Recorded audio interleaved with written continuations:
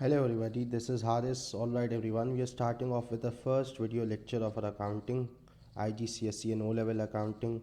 So we'll start off with the definition of accounting. As written here, accounting is the act of recording, classifying and summarizing transaction of financial character and interpreting the results.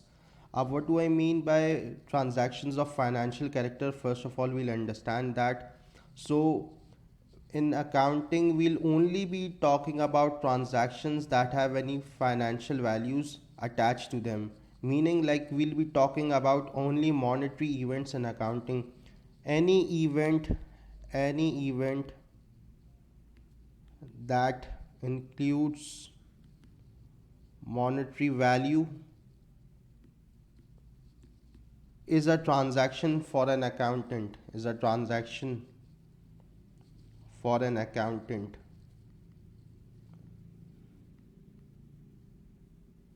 So whenever any transaction occurs or any monetary event occurs for these purposes, so what does the account, so what we have to do is, first of all, we have to record, like we have to record means we have to make note of these daily transactions.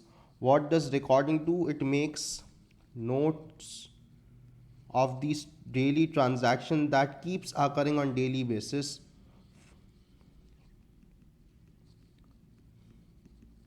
And once we have recorded these transactions, like we have recorded these transactions, we have taken notes of these transactions, then we start the process of classifying these transactions. The process of classifying these transactions start off with by making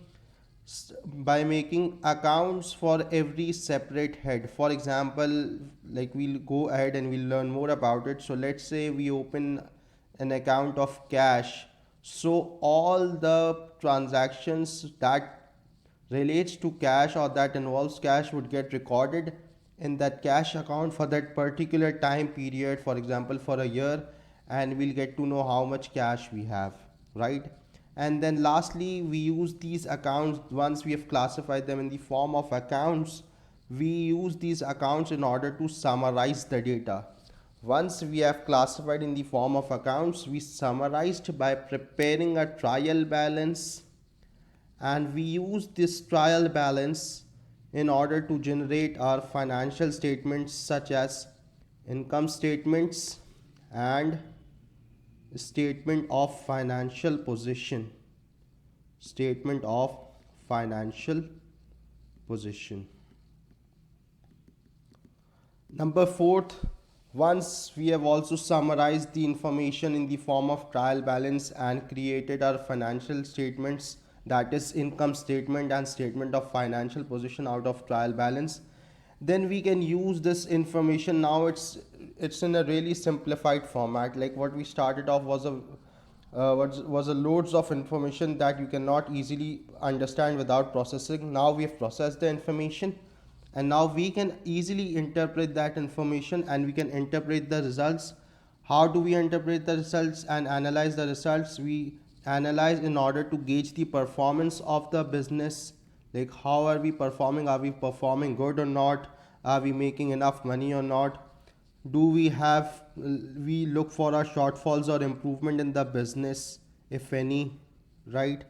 And also based on our future based on our financial performance, we can also set future goals or targets. For example, we can have plan of expansion or taking over any business based on financial results. So now we are done with the basic definition of accounting. Before we discuss on to discussing the main part of accounting, we should also realize the difference. We should also know the difference between accounting and bookkeeping. So we should know the difference between accounting and bookkeeping. So we have already learned in the previous slide that the accounting includes identifying, recording, classifying, summarizing, classifying the transaction, and then summarizing using trial balance by preparing financial statements and statement of financial position, and then we interpret that. So, bookkeeping involves one, two, three. These three processes are part of bookkeeping. Basically, bookkeeping is a sub branch of accounting, you can say. Like accounting is the whole ambit, and bookkeeping is also part of it. So, these three items relates to bookkeeping, and bookkeeping is also sort of part of accounting. So, you can say all of these five steps are part of accounting. So when a business has any bookkeeper, so what he does is he records financial transactions, and then he also records financial transactions by like identifying first of all what transactions holds monetary value. He identifies those transactions and then he records those transactions, and then he classifies those transactions into various accounts. So this is what is the task of a bookkeeper.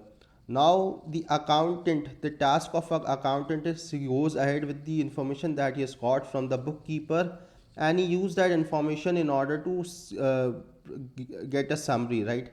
So he prepares trial balance and financial statements, and then he uses this results further to interpret. So we can say bookkeeping is sort of a basic function of accounting. Bookkeeping is sort of a basic function for accounting, and it's more of a clerical or routine job. Whereas if we talk about an accountant, if we talk about an accountant, so the task of an accountant is analytical and technical as compared to that of bookkeeper. Whatever results a bookkeeper has generated, he uses that result to further processes in order to process it in order to generate a summary out of it, and then he uses that results to interpret as well by suggesting like what are the shortfalls in the business, and what's the performance of the business, and what should be the future goals of the business based on the information that he has generated. So, alright, everybody, we are done with the discussion on accounting versus bookkeeping. Now, before we jump onto anything, we should also know these three definitions that are coming on the next slide. These are the three primary items that you should know when you're studying accounting. First one is assets. Assets are the resources owned by the business. For example, if a business owns any machinery, any computer, premises, and even if the business has any cash, whatever tangible item that the business own and that the business has is referred to as an asset, right? It helps generate future benefits for the business, because whatever assets the business owns, it helps business to run its operation. So whatever resources are helping business run their operation, those are referred to as asset. So example I've written here: machinery, computer, premises, cash, and so on. There are other examples as well that are coming forward, but I've kept here pretty easy so that everybody understands well. Now the second item is liability. Whatever the business have got, so the must be somebody who would have provided those resources to the business. So if I talk about liability, the definition is resources lent to business by someone. If any third person is involved and he gives any resource to the business, for example, he provides loan to the business. So loan is actually a liability for the business. Once a person gives loan to the business get that amount of money. That amount of money becomes an asset for the business, but the business also own that particular amount of money, and that is why it is referred to as liability. So anything because of which the business has to pay someone in future is referred to as a liability. For simplicity purposes, this is what I am saying. Anything that uh, in which the business has to pay in future is referred to as liability. Anything that is payable in future is referred to as liability. And now if the resources are provided by the owner of the business, then it is referred to as capital, right? So why does the owner provide the resources to the business? So that business can carry out its operation and business generates profit, and so that owner can withdraw that profit for his own use, or even uh, reinvest that profit back into the business in order to further flourish his business or in order to further expand his business. So this is what is referred to as capital. So if I summarize, the business owns certain resources. The resources that business owns is referred to as an asset. Say resources owned are referred to as an asset, and these resources business gets through and these resources business gets either through owner or through some third party. So we can write assets are resources owned, and these resources are provided by third party, and if these resources are provided by third party, this is referred to as liability. By third party I mean someone else besides owner. And if these resources are provided by owner, it is referred to as capital. So can I basically say resources owned equals to resources received on lent, received from third party, plus resources received from the owner. So we'll further elaborate it further.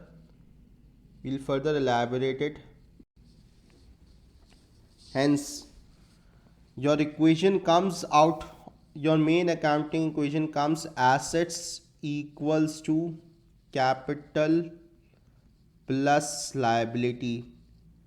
As we have studied earlier in the previous slide, resources owned by the business are assets, and if these resources are provided by the owner, these are referred to as provided by the owner, these are referred to as capital. And if these resources are provided by someone else beside owner, provided by someone else besides owner, so this is referred to as liability. Now before understanding the main crux of accounting, you should also realize that owner of the business and the business itself are two separate individuals. This is a really important concept for accounting. The owner of the business is a separate individual,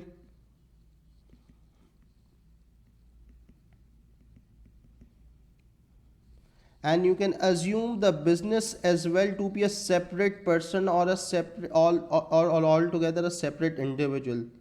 The business as a whole is also a separate individual, right?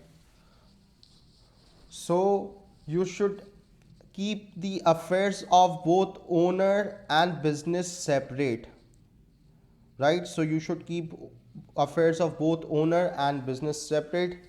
Now we are an accountant for the business, not an accountant for the owner. So we should think from the lens of the business, from the point of view of the business. Okay.